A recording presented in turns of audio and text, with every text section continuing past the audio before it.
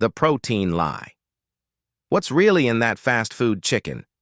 It smells like comfort. It tastes like childhood. But what if that tender golden chicken you're biting into isn't even chicken anymore? You think you're getting protein, strength, fuel. But fast food chicken has become something else entirely, a Frankenstein creation of chemicals, sugar, and manipulation. Behind every grilled patty or crispy nugget is a shocking truth. It's often less than 50% actual meat. The rest, a slurry of fillers, binders, and chemical flavoring that tricks your tongue and fools your brain. Ever wonder why that chicken is so juicy, even after hours under a heat lamp? That's not freshness, it's sodium triphosphate, a chemical used in detergents and injected into meat to hold water. It inflates the weight, boosts profit, and overloads your kidneys with salt you never tasted. And the flavor? Not from the chicken, but from a lab-made broth loaded with maltodextrin, dextrose, and autolyzed yeast extract, industry code for hidden sugar and MSG. That grilled taste, painted on with caramel color, a compound that, in high heat, can form carcinogenic byproducts. This isn't food. It's performance art. Studies suggest these ingredients can wreak havoc on children's attention, gut health, and blood sugar stability. And that's just after a single meal. But we're not eating it once. We're feeding this to our families, our kids, our exhausted bodies, day after day. Fast, cheap, familiar, and slowly breaking us down. Even the so-called healthy grilled options? They're packed with phosphates and modified starches, additives linked to bone weakening and accelerated aging. And yet, these are marketed as clean choices, safe picks. Lies, wrapped in sesame seed buns. So the next time you unwrap that crispy sandwich and think you're getting protein, remember, you're feeding your body a laboratory experiment disguised as dinner. And if that didn't make you rethink your fridge, wait until you hear what's next, because your favorite diner might be serving poison by the panful. Grease and deceit. The truth about family. Diners, it feels safe. The laminated menus, the clinking of mugs, the smell of eggs, and bacon on a Sunday morning. But under the surface of your favorite family diner is something festering. Behind those smiling waitresses and chrome stools is a dark kitchen secret. The oil. Most diners reuse the same fryer oil for days, sometimes a week or more, until it's rancid, dark, and oxidized. What happens when oil is reheated again and again? It transforms into a chemical cocktail of free radicals, acrylamides, and aldehydes, toxins that can damage cells, inflame arteries, and accelerate aging. Think you're just having fries or hash browns? You're bathing your insides in carcinogenic grease, disguised as comfort food. And it gets worse. That buttery taste on the pancakes? It's not butter. It's a blend of artificial flavoring, soybean oil, and synthetic colorants designed to imitate nostalgia. Most family diners rely on industrial seed oils like soybean, canola, and corn oil because they're cheap. But when these oils are heated, they become inflammatory bombs linked to autoimmune flare-ups, brain fog, and hormonal imbalances. Now add in the frozen pancakes, powdered eggs, and microwave-warmed sausage links. These aren't freshly made meals. They're prepackaged, preservative-loaded pucks of food-like substances trucked in from industrial suppliers. But here's the most twisted part. Diners brand themselves as home-style, made with love, just like grandma's. But the only thing these kitchens have in common with your grandmother's is the checkered tablecloth. And children? They're especially vulnerable to the toxic load in these meals. Studies have shown that repeated exposure to oxidized oils can impact early brain development, immune function, and even behavior. We trust these places because they feel familiar. But that trust is exactly what corporations count on, so they can cut corners, cut costs, and quietly cut your health short. Have you ever felt strange after eating something labeled safe? Tell us below. Your story could wake someone up.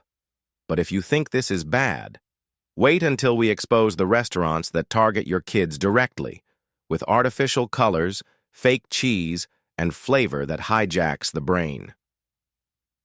The children's menu trap. Pizza chains and processed poison they market it with balloons, cartoon mascots, birthday parties, and playgrounds. But what these pizza chains are really serving your child is chemical warfare in a cardboard box. The children's menu was never meant to nourish. It was designed to hook, condition, and addict. Let's start with the pizza itself. That gooey, stretchy cheese, it's rarely real mozzarella. Most pizza chains use a cheese product filled with anti-caking agents, cellulose, wood pulp, and hidden MSG compounds to trigger the brain's pleasure center. It doesn't melt because it's natural. It melts because it's engineered. And the crust, it's not just flour and water. It's often laced with sugar, dough conditioners, and emulsifiers that give it that addictive chew and spike your child's blood sugar like candy.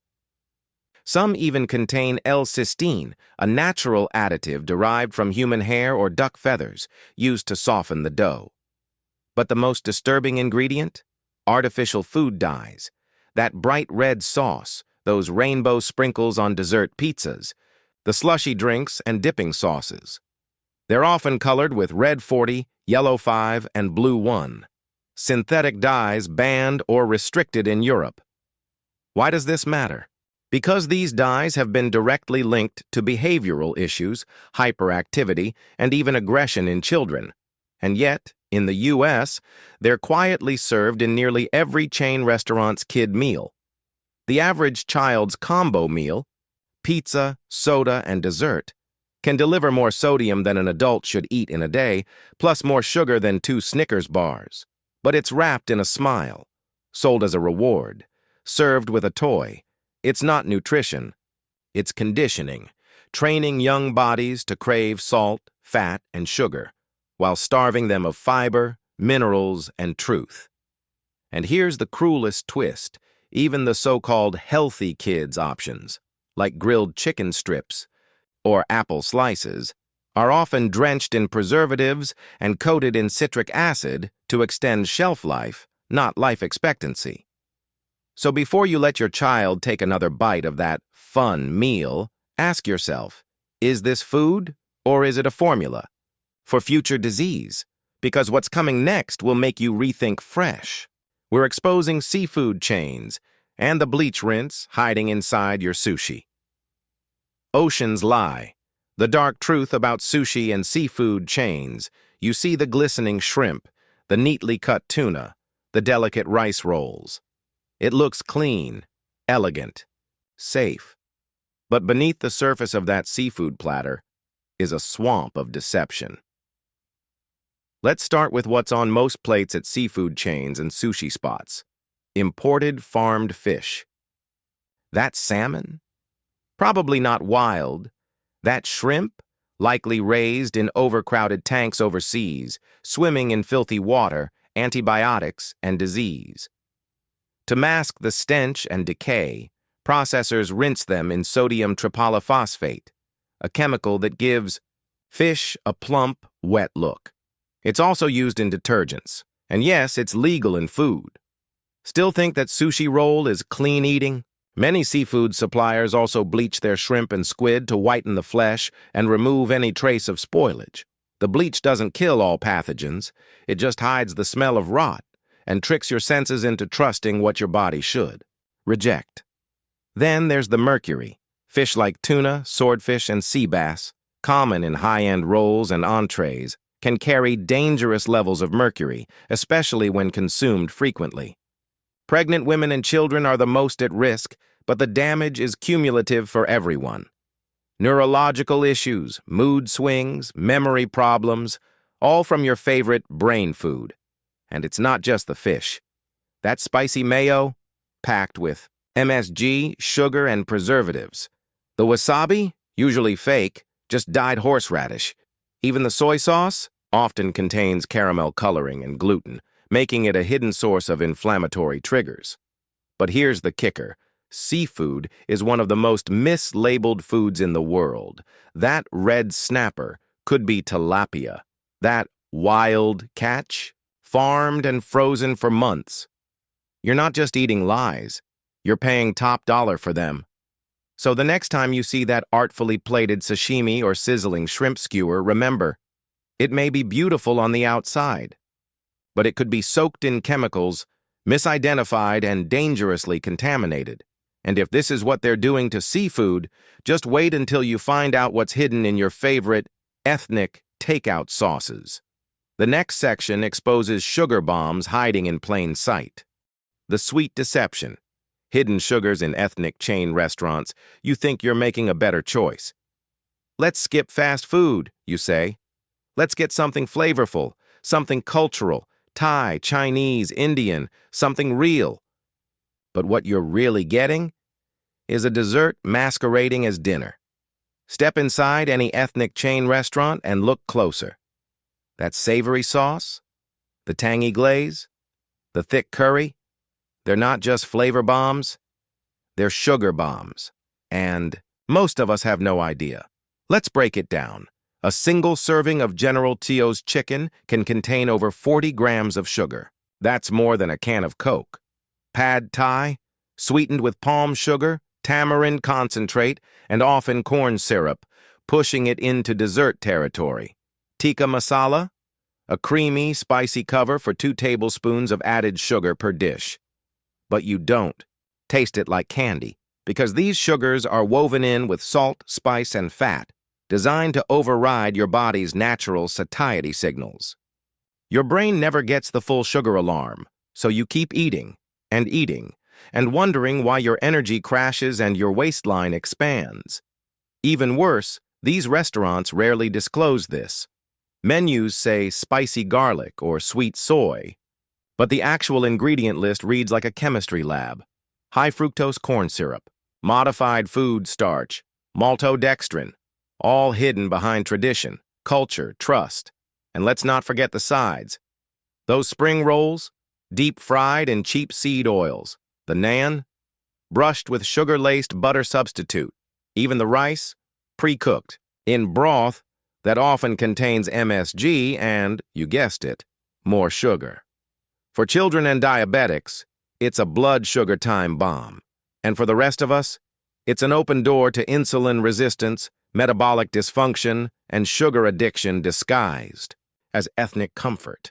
We don't question it because these foods are beloved, but love doesn't equal safety, and cultural pride has been hijacked by corporate shortcuts. If this shocked you, don't keep it to yourself. Share this and subscribe. Your awareness could save lives, because what comes next may be the most sinister betrayal yet. Gluten-free foods that wreck your gut while wearing a health halo. Gluten-free. But gut-wrecking? The GF chain betrayal, they market it like medicine. Gluten-free. Wholesome, clean, safe.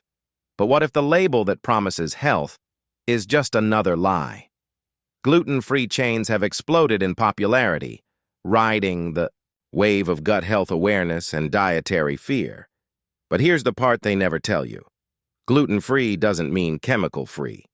And in many cases, it means worse. Let's talk ingredients.